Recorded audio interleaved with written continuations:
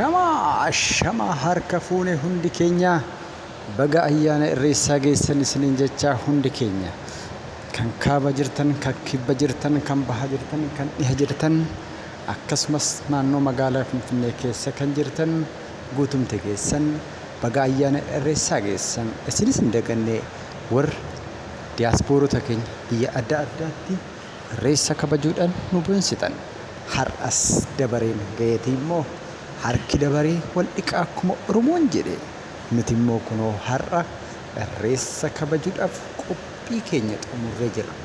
Irreessa magaalaa Finfinnee akkasumas magaalaa Bishooftuu akkasumas kan naannoo magaalaa Finfinneetti bulchiinsa magaalaa Sabbataa, bulchiinsa magaalaa Galaan akkasuma naannoo bulchiinsa magaalaa Sulultaa akkasumas irreecha guddaa fi beekamaa naannoo Finfinneetti dhiyaatu kabraa kan magaalaa Burraayyuu naannoo Ashwaa Meedaa laga Gafarsatti kabajamu. Hundi keessaniyyuu baga geessan isiniin jenna. Ilmaan Oromoo biyyoota adda addaa wal gurmeessuudhaan aadaa fi seenaa Oromoo guddisuudhaan kaatan hundi keessanii toora sooshaal miidiyaarras ta'e akkasumas televizyiina gargaraatti isin ilaalaa jirra. Guddaa galatoomaa isiniin jenna. Dhaloota hawaasa Oromoo biraa hundi keessanii guddaa isin galateeffanna kan jedhu ergaawwan adda addaa nu dhaqqabaa jiru. Eeyyen dhalanii dhalchuun dhalchanii immoo seenaa barsiisuu waanuma jiru mitiiree akkasumas maatiiwwan keenya ijoolleewwan keenya irratti xiyyeeffanneetoo afaanii fi seenaa akka barsiisnu akkasumas maqaallee gaafa baasnu maqaa afaan Oromoo akka baasnuuf isiniin jedha.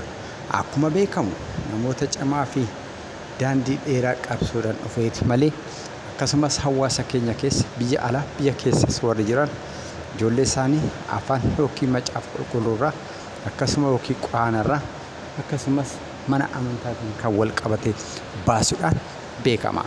Yaa ta'u malee daandii keenyatti osoo deebinee akkasuma amantiin akkuma jirutti ta'eetoo garuu maqaa abba turbe inni Oromoo gaafa lakkaawwatu maqaasaa Oromoo keessaa kan dhabamne maloo bakka jirtan hundatti maqaa Oromoo moggaasaa fi isiniin jenna.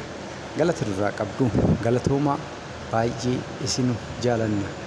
Isin waliin umurii dheeras jiraanna. Hawaasni Oromoo yeroo hunda dinqiidha. Dinqii isaas kan itti argisiisu ayyaanni guddichi irreecha ani ayyaanota hedduun jaaladha. Yaa ta'u malee ayyaanni akka garmalee itti gammadu akka ayyaana irreessaan jiru ayyaana guddicha masqalaa yookiin ayyaana irreessatiin baga isiniin ga'e jenna. Baga walumaan geenye jecha namootni sochiiwwan gargarii ammas irreessaan jalqabne waan qabnuun irreessa magaalaa Finfinnee akkuma beekamtu yeroo dheeraadhaaf hawaasa Oromoo irraa kan fudhatamte waan taateef isin immoo dhaloonni qubee abbootii haadholii akkasumas hundi Oromoo hammaan kaataniitoo har'uma kanaa kaatanii akka gara irreessa Finfinneetti imaluudhaaf qophooftan isin jenna. Maaliif yoo jettan magaalaa Finfinnee dabareedhaan deeffatama malee aluma tokkoon halkanuma tokkoon dhakaadhuma tokko darbatanii deebisuun hin danda'amu waan ta'eef na of kalchaa yoon balleesse. Yaa ta'u malee irreessi magaalaa Finfinnee kun irreessa guddaa ta'uu qaba. Kan magaalattii sochoosu ta'a. Warri fardeeniin seentan faandoo fardaatiin dhoqqeessee warri miilaan seene miilaan dhiichisa tolchee daaraa kaasee akkasumas rabbisaa galateeffatee ba'uu qaba. Maaliif Oromoon hagam agaga'u beeksisuu qaba. Akkasumas magaalaa Finfinnee hoteelota adda addaa dur hirna jalqabaa balbala isaanii hoteela isaanii cufataniitoo rafu turanii amma garuu alaabaa abbaa gadaa alaabaa Oromoo fannisaniitoo keessummaa simachuu jalqabee jira. Irreecha bara darbeerraa kan waa hubanne jira. Bara kana immoo adda ta'a. Sochiin hawaasa keenyaa garuu akkaataa duriitti qophiiwwan adda addaa waan jiruun fakkaatu bakka jirtanii ka'aa wal kakaasaa isiniin jenna.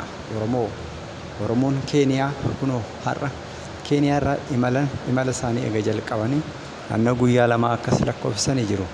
makiinaa babbareedaadhaan akkasumas hawaasni Oromoo yeroo dheeraadhaaf adda fagaatee ture wal simachuu wal barbaadachuutti ka'ee jira waan ta'eef isinis warri as keessa jirtan warri uffata guutuu yeroodhaaf hin qopheeffatin yoo jiraattan tisheertonni adda addaa qophaa'ee jira iddoo adda addaatti waan ta'eef tisheertii keessan uffattanii miidhagdanii irreessa Oromoo hanga Oromoon ga'u argisiistanii Oromoon amma nagaa jettanii shubbistanii dhiichistanii leellee taphattanii shaggooyyee aadaa hundumaayyuu kan Booranaa kan Shawaa warri dhiichisee warri faarfatu faarfatee akkaataa dhumatti tolettiin akka gammaddanii ta'u galtan isiniin jenna.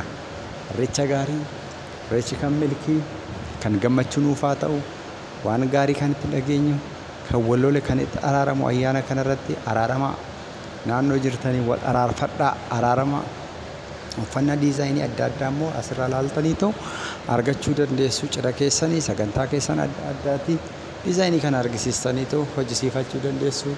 Galatoomadhaa, ulfaadhaadhaa, milkaadhaa, irreecha gaarii isiniin jenna. Sagantaa keenya gaafa irreechas qabannee isiniif dhufna. Fayyaa ta'aa, nagaatti.